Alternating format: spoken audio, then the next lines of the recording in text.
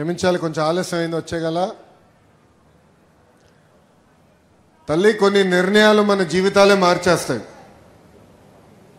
2019లో నేను నిర్ణయం తీసుకున్నా. ఆ నిర్ణయం మంగళగిరి నియోజకవర్గంలో పోటీ చేయాలని.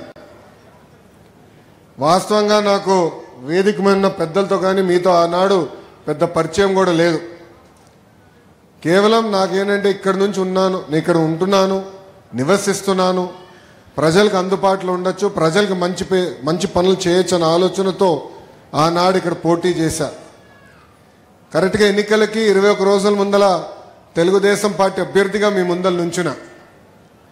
మీరు ఎదుర్కొన్న సమస్యలు నేను తెలుసుకోలేకపోయాను, నేనేంటో మీకు అర్థమవలేదు. ఎన్నికలు అయిపోయినాయి. 5300 ఓట్లతో నేను ఓడిపోయాను. మొదటి రోజు బాధ కలిగింది, ఆవేదన కలిగింది. కానీ రెండో రోజు నుంచి ఆ బాధ, ఆవేదన నాలో కసి పెంచింది. మంగళగిరి ప్రజలకి మంచి పనులు చేయాలా, తిరిగి వాళ్ళ మనసు గెలుచుకోవాలని ఆనాడే నేను నిర్ణయించుకుంటాం జరిగింది.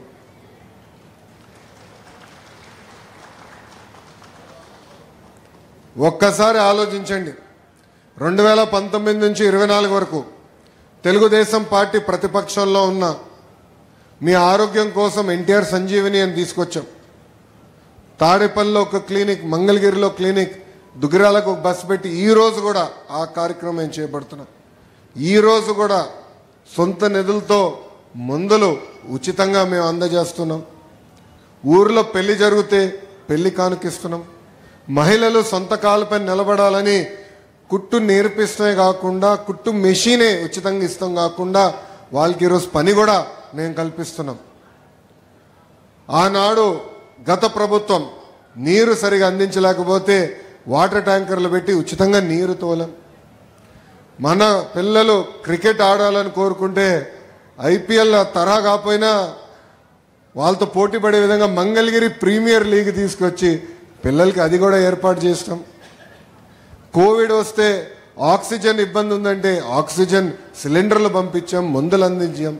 అమెరికా డాక్టర్ల ద్వారా టెలిమెడిసిన్ చేశాం. ఇట్లా దాదాపు 26 సంక్షేమ కార్యక్రమాలు మంగళగిరి ప్రజల కోసం ఆనాడు నేను చేస్తాం జరిగింది. కరెక్ట్గా 24 ఎన్నికలు వచ్చింది. చాలామంది నాకు చెప్పారు, మీరు 2 స్థానాల్లో పోటీ చేయండి, ఆల్రెడీ మీరు ఇబ్బంది పడ్డారు, మళ్ళీ మీరు ఇబ్బంది పడకూడదని. నేను వాళ్ళకు ఒకటే చెప్పా, 5 సంవత్సరాలు కష్టపడ్డాను, మంగళగిరి ప్రజల మనసు గెలుచుకున్నానని నేను భావిస్తున్నా. ఒకే స్థానంలో పోటీ చేస్తా, అది మంగళగిరిలో నేను పోటీ చేస్తా అని చెప్పా. ప్రచారంలో మీ దగ్గరికి వచ్చా. నేను ఆనాడు మీకు కొన్ని విషయాలు చెప్పా. ఏ మెజారిటీ అయితే నేను ఓడిపోయానో దాని పక్కన ఒక 0 పెట్టి నన్ను గెలిపించమని ఆనాడు నేను మిమ్మల్ని కోరా. మీరు నాకు ఎంత ఎక్కువ మెజారిటీ ఇస్తే అంత బలం వస్తుంది, పనిచేసడానికి అవకాశం ఉంటుందని ఆనాడు కోరా. సర్వేలు చూసాం, అన్ని పార్టీలు సర్వేలు చేస్తాయి, మేము చేసాం. కుప్పం కన్నా వెనుకబడి ఉన్నాం 1%. కానీ ఆ రోజు మీరు చూపించిన ప్రేమ, అభిమానం నేను చూసి నేను బాబు గారికి ఛాలెంజ్ చేశా, మీకన్నా 1 ఓటు మెజారిటీ ఎక్కువ నాకు వస్తుంది సార్ అని. అప్పుడు బాబు గారు అన్నారు, కుర్రోలు స్పీడ్ ఎక్కువ మీకని.